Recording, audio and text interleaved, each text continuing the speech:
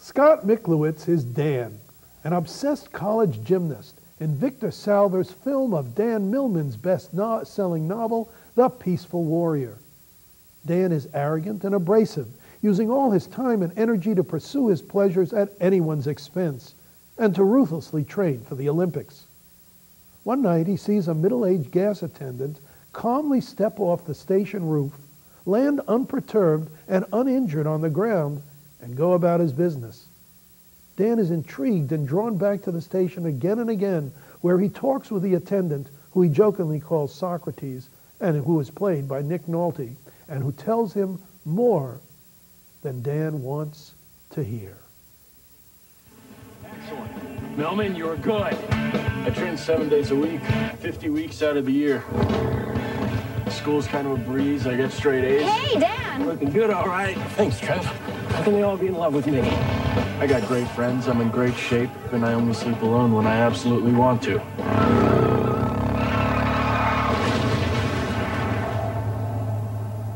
Dan? I want to know what's going on. With some hard work, I'm sure you'll be able to walk again.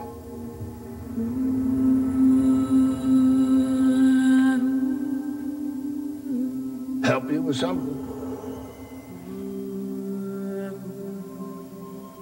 What the hell did you just do? There's a lot you'd have to know before you could understand what you saw. Mine is just a reflex organ. Reacts to everything. Toss me that wrench. You know, Rich, we have two inspirational films, and we're going to talk about them in detail. Yeah. But the problem is the inspiration so overpowers the film. In The Peaceful Warrior, however, it works, and it works for me anyway, for several reasons.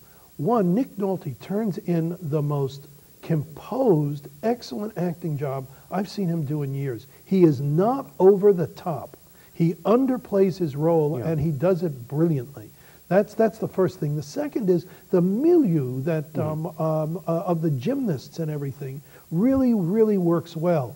And so I want to get this all in before we talk. Please do. This is, though there are all the Buddhist cliches and everything going on here, this is a great film for teenagers.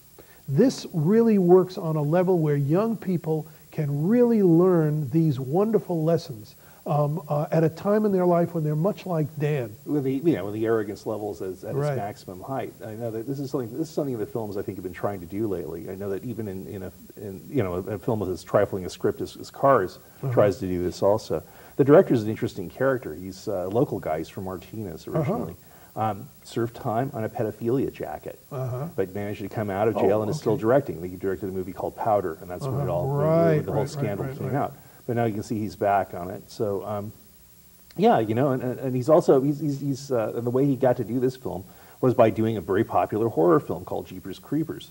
So yeah, the guy's been around. I like the local, you see the local locations too. Right, in Berkeley and everything. Yeah. That it really works very nicely. And I'm certainly going to suggest to people go see this film, especially teenagers, and young college students. I think it'll really be a wake-up call, and there's a lot of tension in here. Okay.